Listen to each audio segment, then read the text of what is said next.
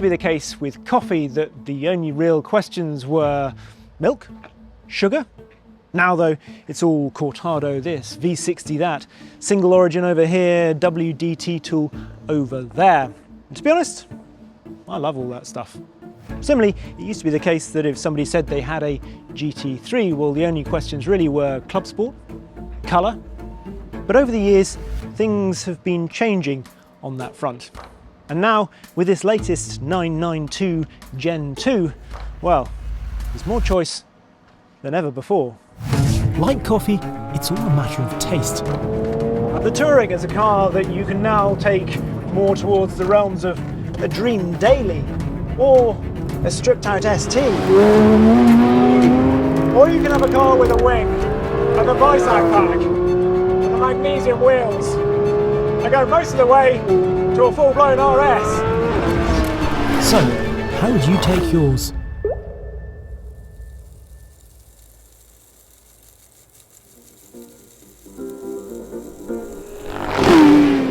Later on in this film, Andreas Pinger does some air shifting. People want to have fun. I try to put a seat back together, and Jörg Bergmeister dodges some cones. But first, some of you might be wondering if it's really worth covering this car at all. With 503 bhp, this new GT3 has exactly the same power output as its predecessor. 0 to 62 still takes 3.4 seconds with PDK, 3.9 with a manual, and the aesthetics are very similar too, even by iterative 911 standards. But although this might not have changed a great deal, you can't turn down a GT3 launch. I mean, I might as well throw in the towel, hand in my enthusiast's membership card, apologising to my 8-year-old self on the way out. It's a brand new GT3. You don't turn down launches like that. And I also wanted to see if it's better, because I wasn't the biggest fan of some bits of the previous generation. This Dot 2 might be a case of nuance rather than grand gestures in terms of its changes, but sometimes the details are where the magic happens. So, let's start with the wheel in your hands, which is thankfully still nice and simple and round. The steering has been changed in terms of the algorithm, the software behind it. And when I first drove the 992 Gen 1 GT3, I noted that just around the straight ahead there wasn't that much feel. It felt like you really needed to just sort of lean into it to get the feel coming to you. Now, straight away, there's more weight. There's more consistency to the weighting as well, which in turn gives you a feeling of greater precision. Is this the best steering of any GT3 ever? No, because those 996s and 997s with hydraulically power-assisted steering are still absolutely the benchmark, but this is really good. I love this bit of road up and down here. It's really challenging and actually quite bumpy, which in terms of the damping, they've actually gone a little bit softer. So again, that first generation of 992 GT3, when I drove it on the road, it was brilliant on the track, but on the road it hunted and fidgeted over bumps and cambers, and they iterated that through that first generation. I know straight away, really, I think they softened the dampers off, but they improved it again and again and again, ending up really with the ST, and they've taken all of that and put it into this. As a result, it just feels more natural. The spring weights have actually stayed the same as the first generation, but there are some new bump stops that allow for an extra 25mm of linear travel. There was apparently some discussion about having different suspension setups for the Touring and the fixed-wing car, but in the end they kept them identical. And it's a setup that is definitely better suited to the road than before. Could this be a daily? Absolutely, I think so. Is it a Carrera? No, absolutely not. This is still a tough, hardcore GT car. But it deals with bumps better. And it's more fluid to drive, easier to drive in some respects, but you still want to push it. That's when it comes alive. Even with the lightweight or light bow package that includes a carbon roof and the magnesium wheels that save 9.1 kilos, it's not quite a full-blown ST, but it's close. I actually like the fact this hasn't got the ST's carbon clutch, as it's slightly easier to manage. I'm a bit ambivalent about the inclusion of rear-wheel steer now I know the ST didn't need it, but I'm assured its extra stability is nice to have on a wet autobahn lane change at 150 miles an hour. And talking of safety, something else that's new in terms of the switch, this one here which says assist on it, because we've got, as we know, all the things like the lane keep assist, the warning, the speed limit warnings, things like that. And they've put this button here which falls very neatly to hand. You just rest your hand on the gear lever, press it, and then on the touch screen it's all there, ding ding ding ding, in terms of being able to turn it off. The GT department has made the best of the hand it's been dealt, and it's the same story with the fully digital dash, I think. They have managed to keep the fixed key instead of the starter button though, which is a small win. Right, as the Eames once said to each other, let's have a chat about chairs. At times, when you looked on social media when this car was unveiled, it seemed like the only new thing about the car was the seats. It's not, obviously, but they are pretty impressive. These are the optional carbon fibre bucket seats, and they are pretty good. Plus, they now lean forwards like that, so you've got easier access to the back. We'll come back to that in a minute. The other thing you can do is take the headrest off when you're on track, because that just allows your crash helmet to go further back into the seat. You can put this back in here. This is the road. I say you can. There we go. Just click it into place like that. Obviously, this car has got rear seats as well, which is big news. Rear seats for little people, not people of my size. Don't know what more to say, really. There are actually a couple more things to say. One, this one's a little bit creaky, as you can probably hear, so apologies for that on the audio. Also, the rear seats. Useful as they are, and I do get that. If you're a family man, sometimes, well, it is nice to have them there. Absolutely understand, but they will muffle the sound a little bit because it's just extra sound deadening between you and the flat six.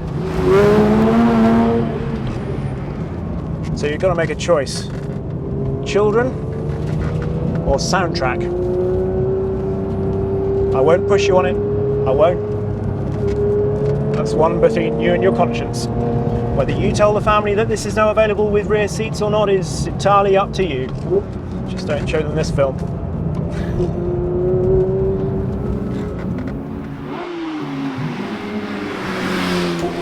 One choice that I think is easier is the gearbox. If you're in a position to have 3 pedals rather than 2, then I'd thoroughly recommend the 6-speed. I'm so glad this has still got a manual. It always has been a great shift. But now it's the actual gearing that it's controlling that's changed with this, so it's 8% shorter, just making the whole car feel better, particularly on a road like this. It's really up and down the box and changing all the time. You've just got that more punch out of corners. It feels really lively, and you can just get up to those higher reaches of the rev range more easily. That 8% reduction means there is actually more real-world shove at the wheels than in the previous generation, despite the fact this has slightly less outright torque with 332 pounds-feet. Because this particular car has got the lightweight package as well as the rear seats, we've got the slightly stubbier shifter from the ST as well, which is so nice to use. It's such a well-weighted shift. The throw on it is really nice and punchy. It still has that distinctive kind of slightly notchy just as you go into gear, but not bulky in any way. Wow, this is so fun. It's a car that the harder you drive it, the more it rewards. I just love it. The more you ask of this car, the more it delivers. The bigger the smile. Right, that's enough of this Polar Silver touring. Time to head back to the track for a quick chat with Andreas Pinger, Porsche's ever-fascinating director of GT cars. What I wanted to ask Andreas was how challenging it has been to simply retain the modern flat six's performance and 9,000 RPM character in the face of tighter regulations. It's getting more difficult with every model that we bring out, and the difference between the first gen 992 GT3 and the second gen in terms of what kind of emissions are allowed is in some values that are very important, like NOx, or the particulate amount, 30% to 50% lower than it has been on the first gen. And this is something that is really, really, really a challenging thing when you want to make power, when you want to make emotion, when you need torque. And so that was the main issue, to keep the engine, or to keep the car without turbos, without electrification, being lightweight and being emotional, being able to rev to 9,000, being able to make at least 500 horsepower. Obviously, we succeeded, but it was the main challenge, that's correct. And you changed throttle bodies, the intake side? Yeah, we did all the little things that we can do. The throttle bodies, they flow better. There were some internal measures on the cylinder head that got better, so it's got a different cylinder head than the Gen 1. The camshafts are hotter. We hot rodded the camshafts, so they have longer duration for more power at higher RPMs. To overcome the additional back pressure that we had to endure, about 15%, because we needed additional catalysts. So there's not 2 catalysts in the car, there are now 4. And that adds some back pressure. Back pressure is not what a high revving, high power engine likes. So you have to find ways to compensate, and we could. And there was a lot of different measures throughout all the engine to be able to compensate this effects. But alongside with the gearbox, that's 88% shorter, we have a car that has more power on the wheels than the predecessor. So it's job done, and it works, and it's still good fun. Now, you mentioned to me last night something about talking gearboxes. Nürburgring lap time, it's always going to be set, but this time there might be something just slightly different. Well, the differences between the PDK versions of the Gen 1 and the Gen 2, they're noticeable, but especially on the Nürburgring, I think it's maybe 2-3 seconds quicker than you want. Not something that we should really boast about, but what I would think is interesting to make a new record for a shifted car, for a manual car. And we have high hopes that we're going to set a very good lap time on the wing car with a manual, which is available. And in some markets, it's 50% share. Just go figure. So people want to have fun. Can perfectly relate to that. And so we think we're going to take a manual car this time to see how fast it can go on the track. Which seemed like a good point for me to have a go on track, albeit the circuit Riccardo Tormo rather than the Nordschleife. The wing car that we've got has the Weissach package, which includes a carbon roof and rear wing, plus a carbon rear anti-roll bar and carbon shear panel underneath. This also has a carbon roll cage inside, as well as the new magnesium wheels. You get on track and just straight away it feels so at home. It doesn't feel like a road car playing at being a track car. With the slightly softer setup, so this is exactly the same as the Touring, but the suspension's slightly softer than it was in the first gen. You can absolutely monster the curbs. It's amazing all over them. It's so precise.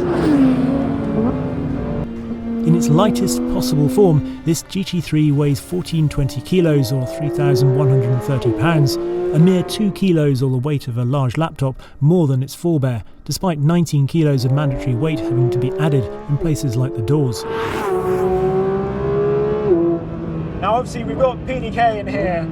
PDK to me seems to make more sense on the track than on the road. If you have it on the road, you're using it for ease, not performance. Here you're obviously having it for performance.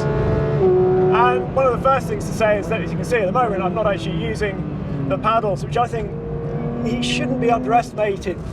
When you're learning a circuit, sometimes it is really good, and it's so clever now, the algorithm. It just does exactly what you want. You never find yourself in the wrong gear if you leave it to its own devices.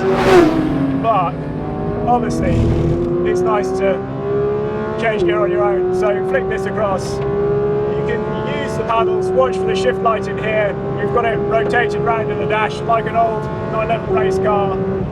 The paddles, I kind of wish you could get the paddles from the Weissach pack in the RS, because they just add that extra bit of tactility. These have never been my favourites, but I do love the fact you can use this lever and then it's like a race sequential really. You just enjoy listening to that sound.